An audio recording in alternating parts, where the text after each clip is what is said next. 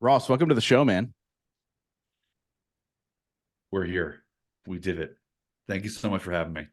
We've made it. We've arrived. We connected on social because of JJ Barrows. I think I said her Mhm. last name right. Who was just Barrows, but I have to Barrows. correct. I'll never hear the end of it. It's Barrows. I was kind of close. I was in between using I an do. A and an O. I was like, Oh yeah, you were. It was. You were a chocolate chip cookie, and then you just added some M&Ms. You were that there you go. close. Yeah, There you go. you were that close. Yeah. Yeah. So, you know, and when you followed me when I posted a clip for her, and immediately I recognized you. From Because what? you're on, yeah, from what? From jury duty, which is, I said this to you off the air. This is not me like fluffing anything, but like the reality is like it's one of mine and my wife's favorite shows that have come out in the last couple of years. And immediately when the season ended, we were like, they can never do this again. How Yeah. do you fall in love with the show and they just can't do it again? But you were one of the people on that show, man. Let's talk a little bit about it, right? Mhm. Tell us a little bit about the idea behind the show, and then I want to dive into some of your techniques that you used throughout the process. Sure. Sure. Well, if you have seen the show, you kind of get the idea of it. If you've never seen a show, what we did was we essentially Truman showed somebody for 3 weeks. We put them in a jury and we put them through a fake case. We sequestered them in a hotel room. We took away their phone, their internet, and we created a world around them for 3 weeks. Everyone you see on camera, on the screen, is an actor, except for Ronald, except for one person. And when I say that, people are like, oh, that's crazy. And then I have to let them know, even the people in Margaritaville, those are all extras. Really? Yes. That's And that's crazy. and that's I love that. I love that because I say, yeah, everyone's an actor, and then I have to add on, hey, everyone in Margaritaville too. And Justin, you gave the same reaction that they give. They're like, wait, no way, there's so many people. I go, yeah. And also because of rules of payment, like SAG stuff, they couldn't talk. So their conversations had to be, Oh my gosh. So how could you pull that? Was there music being pumped in? Like how could he not realize this? no, no, no music either, because there are rules against that too. Like you'd have to pay the music. So I remember music sometimes playing a lot. But I was so in the moment, and you had to be in the show, otherwise you'd blow it, and then the show would be over, and then also on top of that, you wouldn't have a job anymore.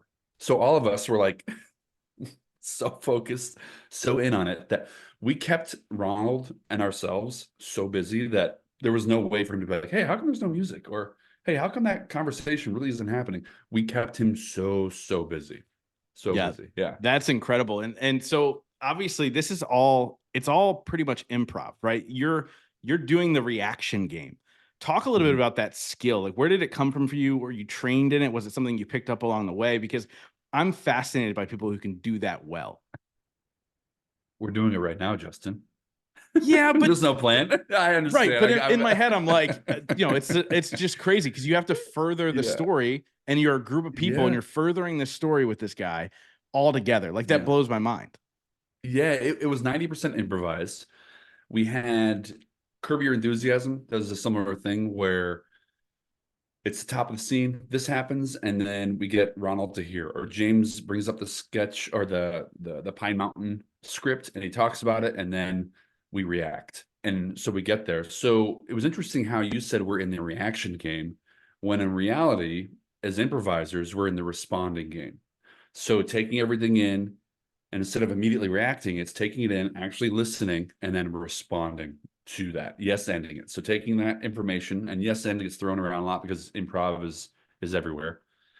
But really taking the yes end to the point of, okay, yes, the information I'm taking in, I accept it, and then how can I move it forward? So everything crazy that happened to him, everything about my wife, Sonia, that I was talking about, he would ask a question, how'd you guys meet? And this wasn't in the show, but and when we were getting to know each other, he goes, oh, how'd you meet? And I had no plan. I just knew that my wife was name was Sonia. I was a teacher, and I was infatuated with her because, not to spoil it, but we go to my birthday party and we actually meet my wife. And so I have to talk her up so much.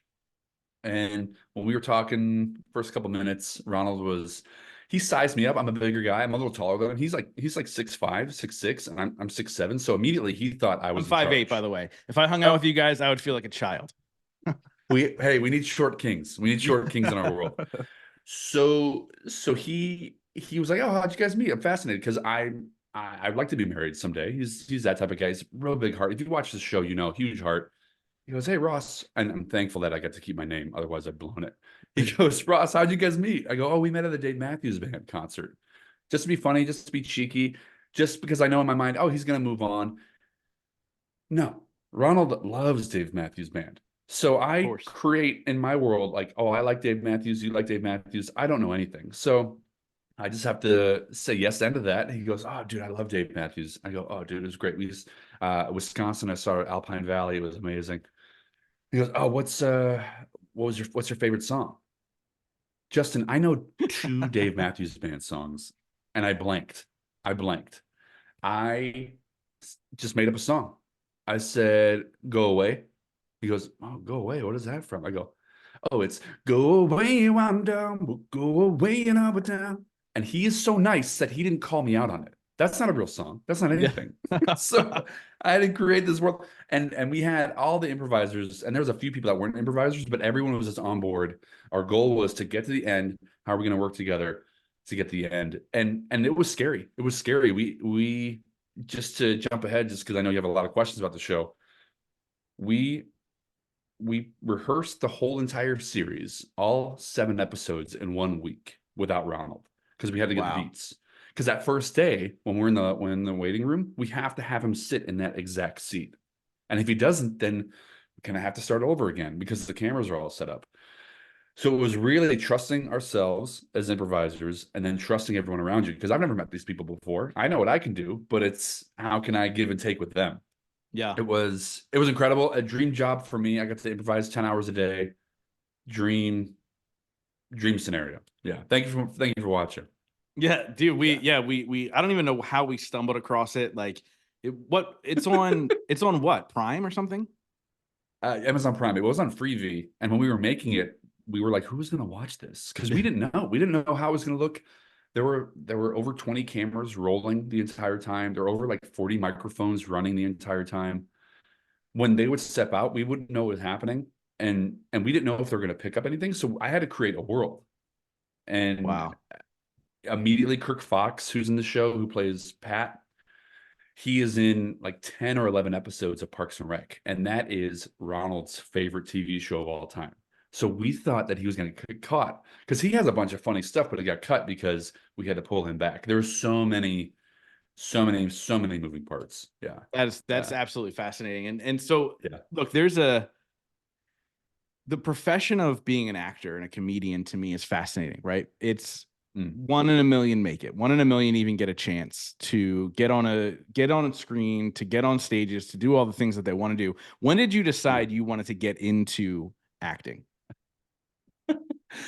Uh, you just reminded me of a stat that it's one less than 1% of the people that come out to LA get an audition, That's walk in the room and crazy. recite. Less than 1%. So when I say I'm lucky, I'm more blessed than lucky, truly.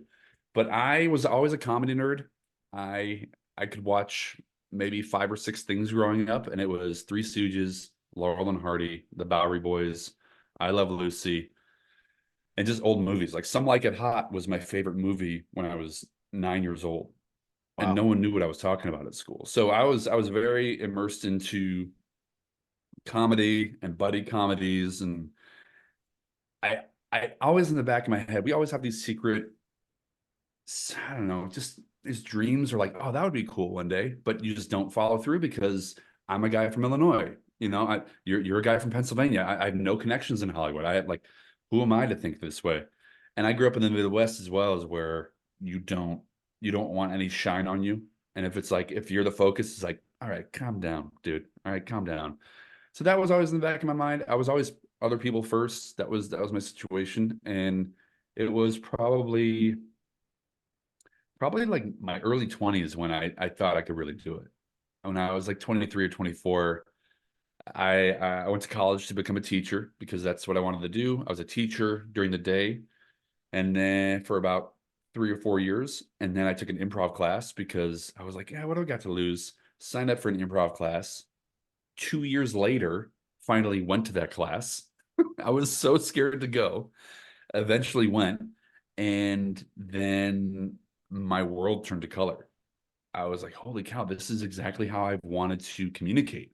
Wow. The yes and supporting each other, making sure you're listening, following the fun, chasing down the fear. One of my favorite quotes my first day of improv class was, what we're here to do is jump out of the plane without a parachute and figure out what to do after. I was like, wow, what a great way to think, because we don't trust ourselves enough. We don't trust ourselves enough. And that was my early 20s of seeing comedy, and my friends, I think being one of, I was maybe the third funniest friend in my friend group, and that's a sweet spot. If I can give anyone any suggestion, you never want to be the funniest in your group. Why is You this? never want to be the funniest in your group, because you want to surprise people a little bit. Because if you're the funniest, people expect things. But if you're the third funniest, then people are like, oh, that's okay. He's not as funny as so and so. So it's like, but oh, whoa, you said something funny? Well, that was surprising. Also, be the third smartest person, third or fourth smartest person in your friend group. That way you don't have to decide, you don't have to decide where you're eating. You don't have to decide where you're going on vacations. And you can surprise people. It gives you a little bandwidth to surprise people. I love it. Yeah, dude, it's really funny. And I love the fact that you said, when you went to this improv class, they said it's like jumping out of a plane without a parachute and figuring out what to do next. Mm-hmm. Immediately my brain just went pray and cry. If you take it into being literal, but Sure. thinking of that, is that kind of how you felt when you moved out to LA to make this a full-time thing? I was very fortunate. My situation is different than a lot of my friends, where they moved from Chicago to LA with nothing. So they moved out here and they had to get side jobs. They had to get a little side hustles. I I had I was very fortunate in Chicago. I got flown out to audition for SNL, and they put me on a year hold. They paid me not to be on SNL, which is a whole crazy story in itself. I don't think it's ever happened to anyone before. So that was in my head. I was like, oh, okay, I'm good enough to be on the show, but they're not putting me on the show. So it was That's the push weird. and pull of like, am I funny enough? It was super, super weird. And then I was thankful. Lauren Michaels, he put me in a movie with Kristen Wiig and Owen Wilson and Zach Galifianakis that summer just to test me. I was so green. I had no idea what I was doing. Like every day we'd be driven to set, and Zach Galifianakis, Owen Wilson, and Kristen Wiig were in my van, and I'm just sitting there thinking, man, like 4 months ago I was doing free for $0 improv shows in front of four people, and now I'm here in this van watching just Zach and Kristen do bits.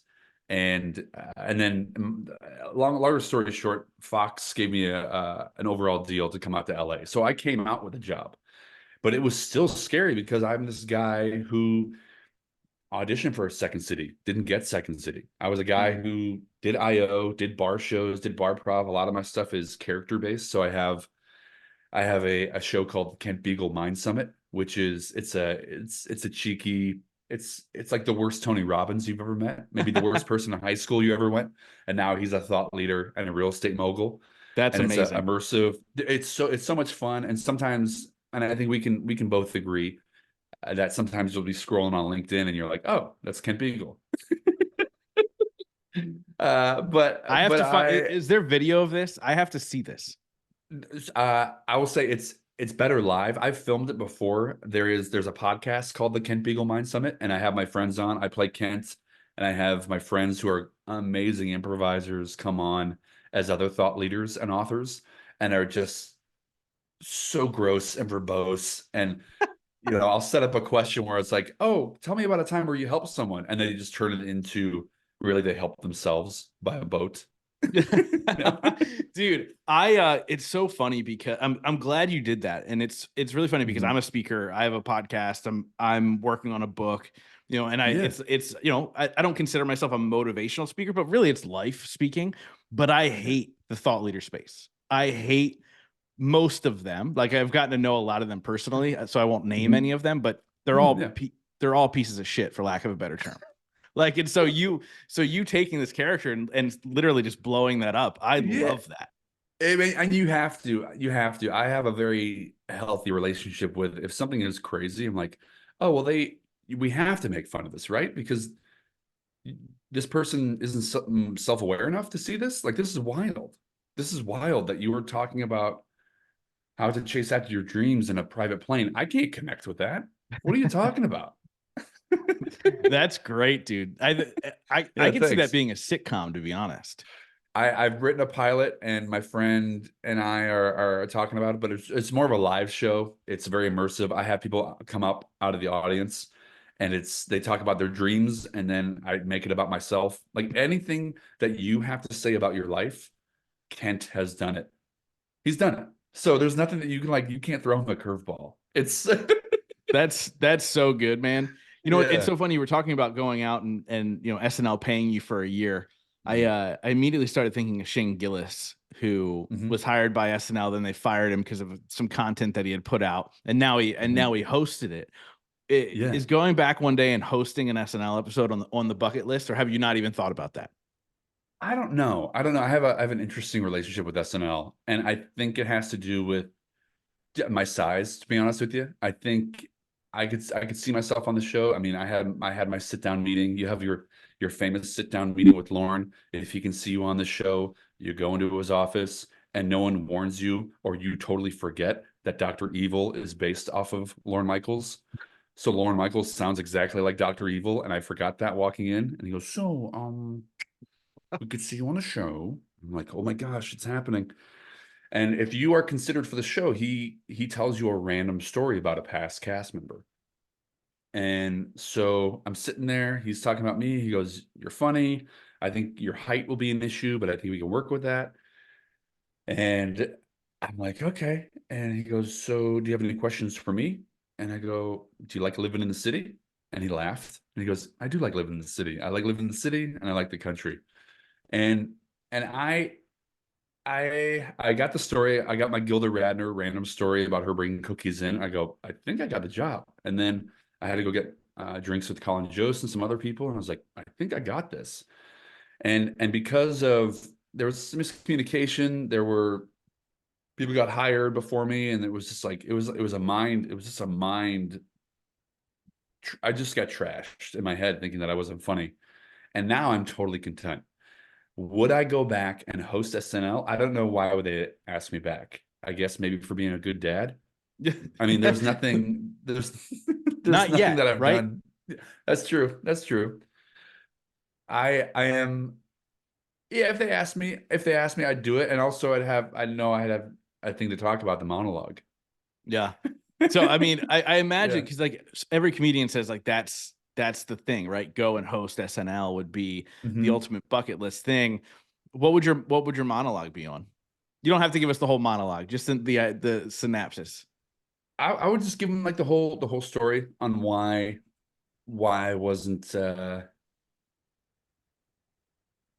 why I wasn't on like explaining why I wasn't on the show, but and also I think doing a thing. I don't want to do a bunch of sketches about my height, so I would just do about the height. Maybe have yeah, I don't know. I don't know. I haven't really thought about it. Also, you have like 15 writers write that for you. Yeah. You just have Yeah. monologue writers like ask you questions about things, or I would love to be in a movie that I could talk about, or a TV show I could talk about. That's a good question. I've never asked myself what I would talk about in the monologue. Now you're gonna be Yeah. up all night thinking about it. You're like, I'm gonna write Yeah, this whole Justin, monologue. dude, you messed me up for the rest of the day, dude. You're welcome. You ruined me. You're welcome. So no, and I'm fascinated by all of this because it's like you said, your story is a little bit different than everybody, but it comes with its hardships and the things that you have to overcome, and now continuously pursuing the next thing. Are you Mhm. still actively auditioning? Because I know we're going to get into what you're also doing, but Yeah. is acting still like the number one push for you? I wouldn't say number one. It gets me excited. It still gets me excited, but it's not my number one focus. But I'm realizing I'm doing this for professionally, for on camera for close to 10 years now. And I'm realizing you don't have a lot of control. It's you look like someone they recognize, or that you for casting people or producers, like you remind them of like a weird dude they went to high school with, so you're not on it. Or I know someone and that's not as good as you, but like I'm friends with them, so they're gonna get it. Not a lot of control. And the writing side of it, I got pretty decent at writing. So I have two pilots that I've written that I really like, and then I have a movie that I wrote with a friend. That's a Christmas movie. I'm addicted to Christmas movie. I co-host a Christmas movie podcast Dude, I'm with my obsessed with friend. Christmas. Fun Oh, fact. Obsessed. you're you are going to love. It's called The Most Wonderful Pod of the Year, and we watch and talk about the Christmas movies that no one watches. So, Amazing. Cupcakes for Christmas, Cupid Christmas, Little Claus, the things that no one watches that are Christmas movies, and it's just two comedians talking about the movie and then also wishing we were really in the movie. Yeah, that is Yeah. dude, that is amazing. I don't know if Yeah. I don't fully commit to the Hallmark movies, although Yeah. Netflix the Mhm. last couple years have made Hallmark style Christmas movies, and I've been Yep. all in. The Lindsay Lohan one, great. It's phenomenal. Like She's back. She's back. I don't care who you are. She's back. This Irish Swish movie that they say was written by AI. I don't care. She's back. Put her. I want her to do so many holiday movies. Do Arbor Day. Do Valentine's Day. Do Flag Day. Let's do it. that is We want you, hilarious, Lindsay. dude. We want So you. what's your favorite Christmas movie? And you can go, you don't have to say an obscure one just because of the podcast.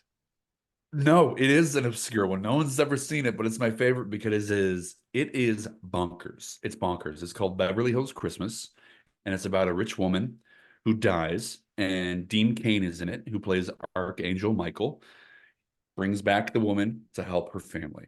And it was self-funded by like an old Playboy bunny, and it is the craziest thing I've ever seen. I will say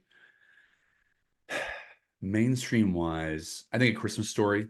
I think if I want to like bring people into this conversation, Christmas Story is up there. Also, people sleep on YouTube. You can find a lot of stuff on YouTube. All the old Donnie and Marie Osmond Christmas specials Yeah. that is played in our house all the time. I love it. I love it. It is Jackie Gonzalez Cerruti and I. We hosted it and we fell in love. It was the same situation. We got coffee, and it was April like 4 years ago. And like, hey, what are you watching? What are you watching? And I said, I'm watching Christmas movies. And she goes, I just watched a Christmas movie last night. I'm like, all right, we gotta figure this out. We have to do something about this. Dude, actually you mentioned A Christmas Story. Mhm. I prefer A Christmas Story Christmas, which is the sequel to it with Oh, yeah, so he's an adult. Ralph, he's an adult now. It's the same actor, Peter Billingsley, I think. Um, yeah. and it is amazing. So, A Christmas Story is essentially what Christmas through a child's eyes. A Christmas Mhm. Story, Christmas is Christmas through an adult's eyes. Like be having kids. His father had just passed away, so he goes back home. Like it's incredible. You have to watch it. So this may not blow your mind. I hope it blows the mind of your listeners. But that boy, Peter Billingsley, the dude with the glasses, blonde hair, he directed Elf. Yes, he did. Okay, I knew you knew that, Justin. You're the man. I knew you knew that. He's one of the elves in Elf. Just that's right. So he's like Yeah, the head one telling him no, like whatever. We yeah, are yeah. going. Look, whoever's still listening to this, I'm as we're here. talking about the craziest Christmas movies in the world. We're coming back. We bring it together. We bring it back, man. We bring it back. So yeah, he's the elf that like says he's doing a fine job and he's making the little etch a sketches. I'm Yeah, like, yeah. that is You're doing hilarious. great, buddy. You're doing great, buddy. Yeah, dude. But here's the thing: you're talking about your height. Will Ferrell's up there too. You totally could have. You Mhm. totally could have passed for all that stuff. But I Yeah, want and that to. was told me when I was auditioning for SNL that they were looking for like a dad, like a Jason Sudeikis, Will Ferrell type, and I think that's why I was brought in. I Yeah. didn't mean to cut you off. No, you're good. So I want to dive into, obviously we talked a little bit about like the skills of improv, the skills of being on stage, creating a show, all those things. But what people don't realize is that these are things that you have to take into the corporate world. These are things that you have to take into if you want to be a speaker, which a lot of people that listen to the show want to be speakers. Like Mhm. these are the same skill sets that they use, right? When I was a kid, I did theater, so I had a little bit of training when it comes to being on stage and how to carry myself from that standpoint. And I believe that that's kind of added to it. I'm also a lifelong WWE fan, and so I always think about that stuff too. Like when I create my own events, like the live music is the music is so important because it's creating the atmosphere, which I stole Right. totally from wrestling. Um, Yeah, yeah. But now with that being said, like this is something that you started doing. You started consulting with companies, helping them with their sales teams, their communication skills, all those things. Let's talk a little bit about that, how you've been able to take the skills that you do on the stage and bring them into a corporate environment. I realize throughout my early 20s and actually going into my 30s, my friends who were corporate guys, sales guys, they would ask me, "Hey, how do I get more comfortable in front of people? Because I'm crushing it one-on-one, on the phone, like I'm making money, I'm doing things, but I turn into someone completely different when I'm up in front of people." And you see it all the time. Justin, you probably see this too, where you're like, Yeah. someone goes up there and you're like, "Holy cow, this guy's a cool person, and why are they like this?" And that was me. The reason why I'm doing this is because my friends were asking me to write wedding speeches, to help them with presentations, with flows of things, also just to like get it up on its feet and get more comfortable. And what I was realizing was I was using all this stuff I was learning and implementing in improvisation, in comedy, and actually staying in the moment, listening, having the right mindset, behaviors, and systems. I was actually helping them with that. And I go, dude, this would help a lot of people in the business world because we have so many things going on. We know we have to know how to ask the right questions. Everyone's bad at listening. Everyone. That's a blanket statement. Everyone Yeah. just waits for the other person to be done talking to say their thing. And just using everything from body language to understanding that what you have to say is important, that what you have to say has value. Also, the inverse of that, doing comedy for so long, really believing and truly believing that the people in the audience want you to do well. Selfishly, they want you to do well because they don't want to feel awkward. Yes. Yeah. They don't want to feel like, oh my goodness, I just want to give this person a hug because they're making me so nervous, or just take them off the stage. That is when I work with people and companies, and I'm talking from everyone from like first year salespeople to VPs of like giant food companies. That mindset is everything when it comes to presenting, when it comes to talking to someone, even on Zoom. You know how many people that you have met over Zoom and then you meet them in person, you're like, oh wow, I thought you were kind of a jerk Yeah. Yeah. because we had like it was a weird thing. And I understand there's weirdness, but again, another tidbit I could tell people when you're on Zoom, I bump up the energy 8%. I don't say 10% because you'll do 15%. What I want is 10%. So I say 8. Yeah. Yeah, dude. So 100%. Like, and actually, the Mhm. greatest compliment that I get, like when I go to an event and I speak, and there's somebody in the audience that listens to the show, and we get to spend some time together, and they go, "You're exactly the same person on your show than you are in person," Yeah. and like it's turned up for sure, right? Like when I speak on a stage, I'm an introvert. So like when I speak on stage, I immediately want to crawl into a corner and don't want to talk to anybody till I recharge, right? Yeah, And yeah, so yeah. like that's totally like an act afterwards. Where I'm like, yeah, yeah, yeah. But the reality is you have to turn it up, and people don't realize that. They think that like, oh well, when I'm talking to my friends, they get the gist. But you have to be able to turn your volume up a little bit. It's like you at Yeah. 110% or you at 108%, right? Like Yeah. Yeah. pushing through that. Is that something that you are teaching these individuals in the corporate space? Yeah, absolutely. Absolutely. And it's not so much like, hey, a lot of energy, but just knowing if you're excited or just starting off a presentation with, hey, I'm excited to share with what we got today. You start with that phrasing, people are like, oh, if he's excited, I'm just going to lean in a little bit. It's all little, I don't want to call them tricks or it's more of just, again, mindsets and behaviors because as we both know, we hit a certain age and just this is how it is. I I talk to people like this. I when I'm in a conversation, I'm like this, or my hands are like this. Like they're just learned behaviors, and it's tough to get that out. So it's mindsets. There's some behaviors. A lot of my stuff is body language. A lot of my stuff that I implement is from the improv world, not to make you funny. And I've had a few people that hire me because they do presentations or they just want to punch up some presentations. They want to be funnier. And my big thing is, great, I'd love to work with you. Just right off the bat, I can't make you funnier. I can make you fun though. I can make you more fun, and that'll make you funnier because there are some people that if you white knuckle something, we both know this. If you white knuckle something, like I really want this thing, it's not going to happen. But if you let it go and you say, hey, I'm just going to go with the process, and communication is a skill that we can all learn, and we got to get better and better and better and better and better. And the big thing that I do is I have my clients send me videos every other day. Getting used to just talking, getting used to looking at their mug, which I've been doing this professionally for over 10 years. I still hate looking at myself. But getting used to knowing what you look like. Hey, when I smile, it looks like this, or when I'm confused, it looks like this. Know that you give off more than you think. Yeah. And that's a lot of my workshops deal with, presentations and one-on-ones. I just got done doing an online workshop about conflict resolution and how that works. And a lot of people, as soon as that person that you're working with is in fight or flight mode, what we tend to do is match that instead of responding, instead of reacting. I know you can tell, and your listeners can tell this too. I get really excited about this stuff because I know exactly how it feels to know what you want to say, but not be able to say it.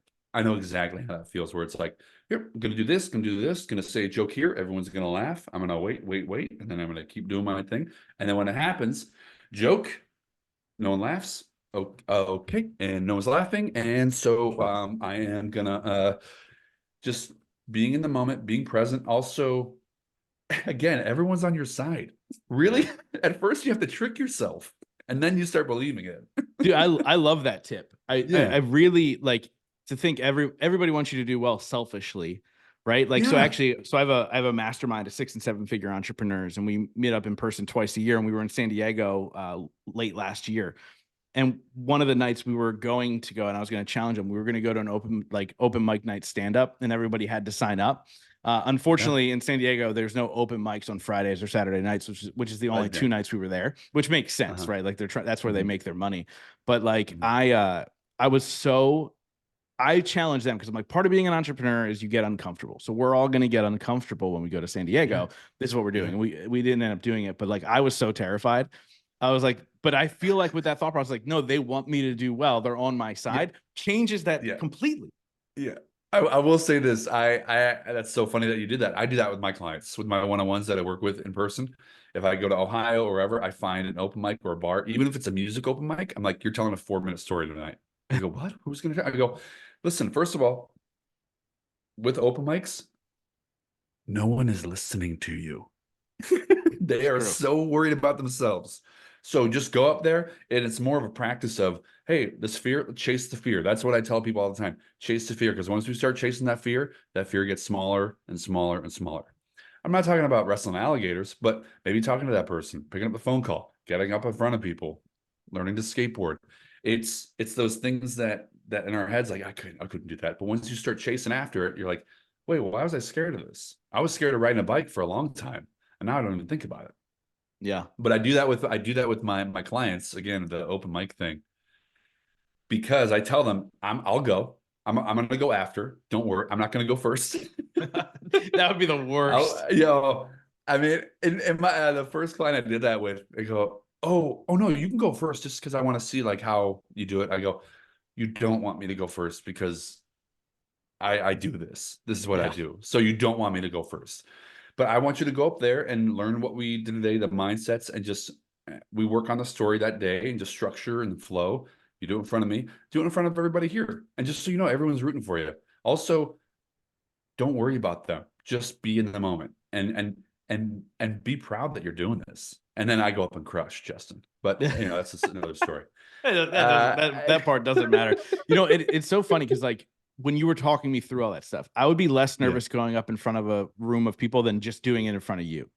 Have you ever seen that with people? That is that is something that I try my best to preload people with before they're doing it in front of me, because I know exactly how that feels. I I try my best to be a great audience member when it's one-on-one. Like being engaged, laughing when there's jokes, like instead of like in my mind, like instead of this, if you were going Justin, I wouldn't be doing this.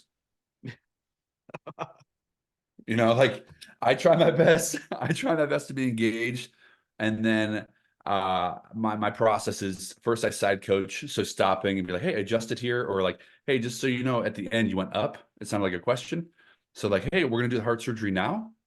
It's like, wait, are you sure you're gonna do it now? Like, no, we're gonna do the heart surgery now.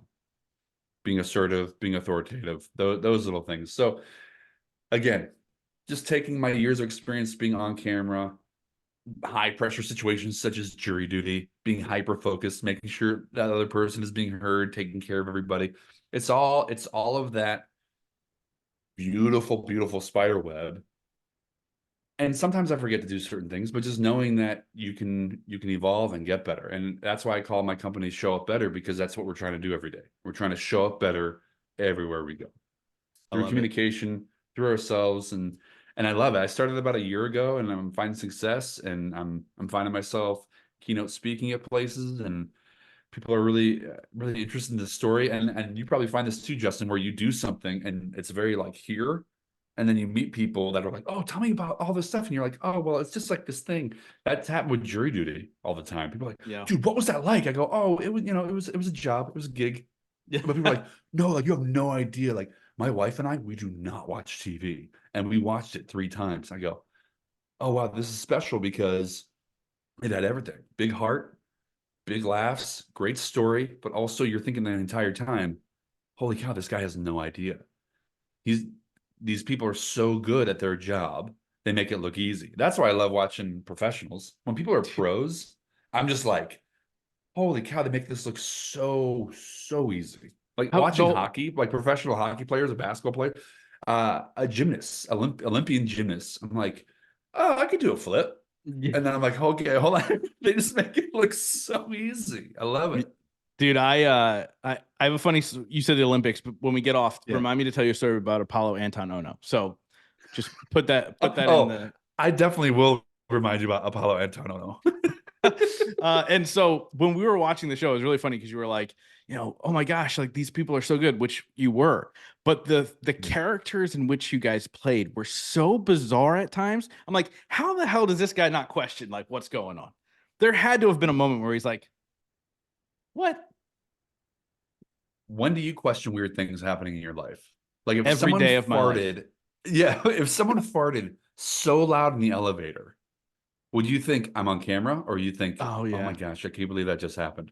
you're right. Because it's your world. It's your world. If someone was walking in front of you, slipped and fell into a pie, you'd be like, okay, what's happening? You go, oh wait, are you okay? It's We created this whole world around this person. Also, had never done jury duty before. So Yeah. Ronald, it was all new. It was all new. And he thought he was a part of the documentary.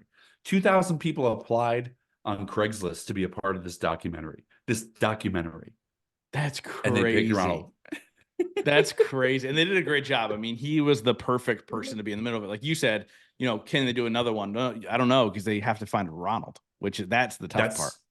That's what we say every time strangers walk up to me or my friends are like, hey, are you going to be a part of season 2? I'm like, I don't even know if there's going to be season 2. They go, why? I go, find me another Ronald. Find me another person that really truly cares about others. Yeah. And I mean, we would hear because half of us wouldn't stay at the hotel. Half of us would get another van, and then they would go to their hotel, and then we would just go around the block and come back and get in our cars. Then have to come back to the courthouse 3 hours early, and we'd all have to be on the same page. Our cohort being like, "What did we have last night at the hotel to eat? Who watched what movie?" Because he was going to ask those things. He was so interested in our lives that we got annoyed Yeah. because we're like, we have to come up with stuff. You're like, dude, stop asking questions. Just go Right. along with it. Knock it off. Can you just be like a rude dude for a second? I love it. I love it. So I want to ask you a question that I ask every person on the show. It's a two-part question. First part Mm. is, what is your definition of success? And the second part is, what are 3 things you do every day to get that success for yourself?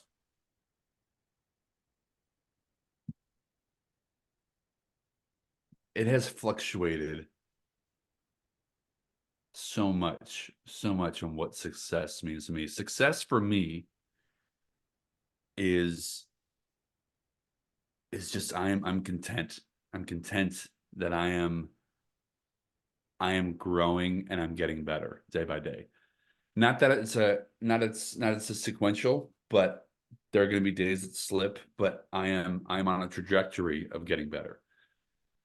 Just being content with that. And that's something I've struggled with a lot of my life, just being content, because I feel like I'm overly creative and my mind's always racing. And for a long time, I was thinking about what other people were doing. I think it was just putting on my horse blinders, being focused on my family. And once you have kids, things change.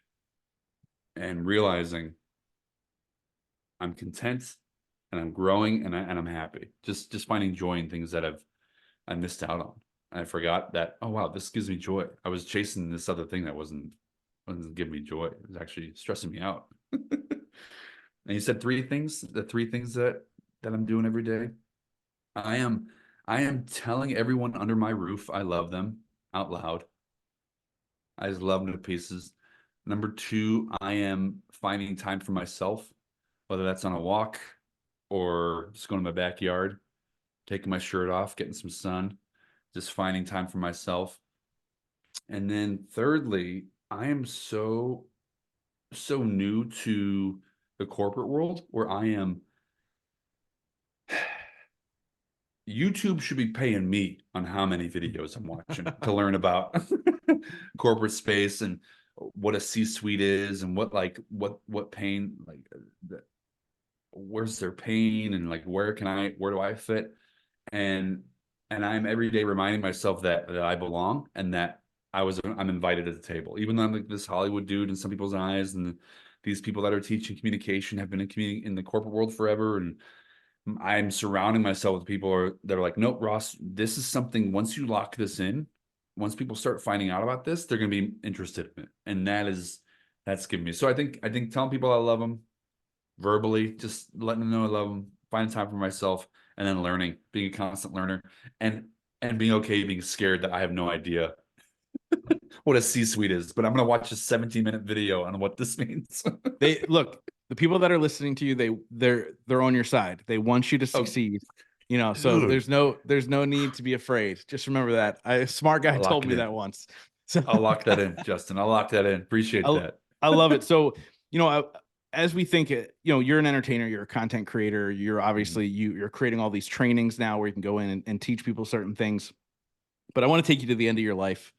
You took your last breath. Everything that you ever created has been wiped off the face of the planet, and you can only be remembered for once by once. I can't think. You can only be remembered by one sentence. What would that sentence be?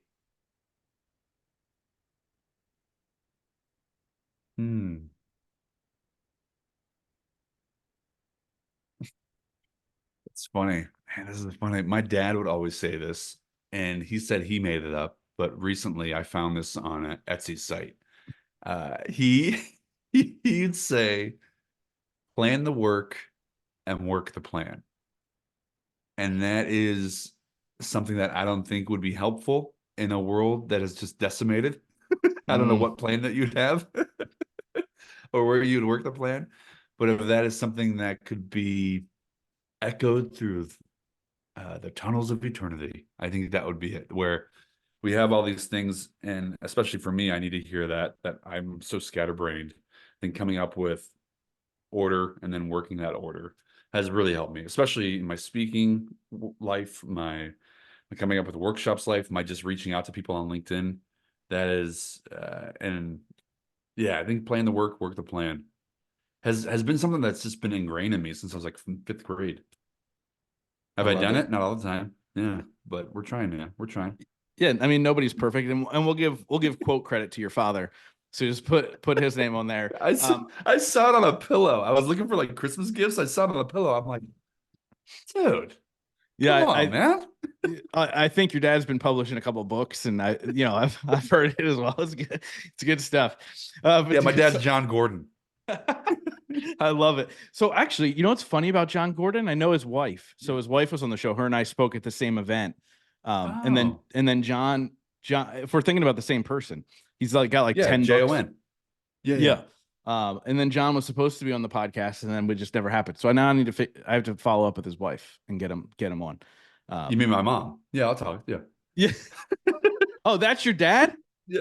Yeah. Oh, so there's another guy, John Gordon, who's actually written many books. No, I'm sorry. I'm riffing. I was joking because I said Dad John Gordon's my dad. Yeah. No, we're good. I have no idea. I've never met Dad John Gordon. Well, I appreciate the reminder. I'm going to reach out and get John on the show now. Yeah, but yeah, so that's your dad. Got it. Okay, I got it. Jokingly, yeah. As a bit, he's my dad. Yeah, yeah. Dude, you can't. I'm not a comedian. I know. I'm sorry. I live with my wife and her 2 kids, and the only person who thinks I'm funny in this house is me. So it's a nightmare. That's a nightmare situation. It's working out so far, which is good. Oh, good, But good, you good. know, so anyway, I wrap up my interviews with the same question every single time. But before we get there, let's get to the important Yeah. stuff. How do people get a hold of Okay. you? How can a company work with you or an individual work with you? What's all the good stuff? So let me think. My website is showupbettertoday.com, and that's where you can find information on my courses. I can do workshops and going out and speak. I'm also adding a thing where if you're asking me to do a workshop during the day, that night, we can work out a situation where you can rent out like a back of a bar and I can do a comedy show. Some people have asked for the Ken Peagle Mind Summit, and we do that at night. And so that's a good time. People can find me at Show Up Better Today as my business. But if you like spoofs, goofs, and silly people, you can follow me at the Ross Kimball on Instagram. And other than that, that's where you can find me. All my information is there. So it's funny, you every once in a while will share out a throwback old Christmas photo. Now, I would like it every time because it's Christmas, so I like it every time. Like my Yeah, TikTok yeah. feed is like Christmas all the time. So Mm-hmm. I would like it. And I was gonna message you about it. And I was like, no, it's probably Yeah. some inside like weird joke. He probably hates Christmas and he's sharing these things out. And so, but now I know. No, now you know. Now it's sincere. You're talking about. So if anyone starts following me, the Ross Kimball on Instagram, I follow maybe like 40 different very niche Christmas where it's like they show like Victorian Christmas or like two mice hanging up a wreath in a tree. Like that's the type. And I will always put it up on my stories and say, "Yep, that's the right stuff," or "That's what I'm talking about." And it does. If you don't know me, it does seem like a little sarcastic or just but just know that it's sincere and there may be a tear in my eye as I post it. I love it, man. So, like I said, I wrap up Good. every single interview with the same question, and that is in your Mm-hmm. life, what has been your biggest moment of growth?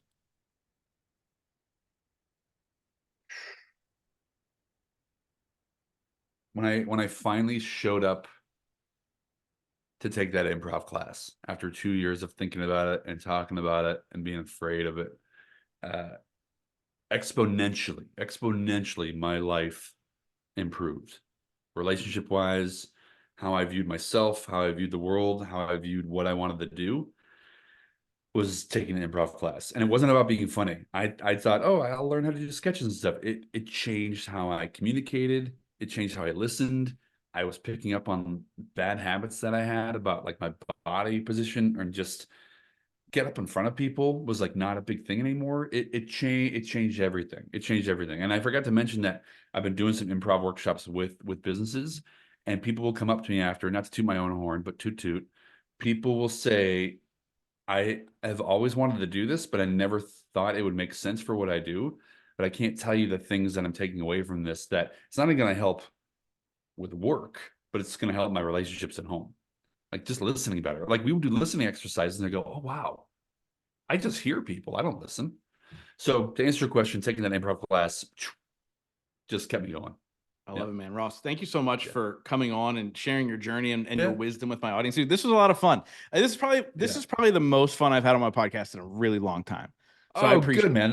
That's the goal. That's the goal. I mean, you said it was conversational before we started, and I was like, that's my jam. I love having conversations. It's great. It was great to meet you. And thank you so much for everyone listening. If you made it this far in the podcast, go get yourself a little coffee as a treat. I love it.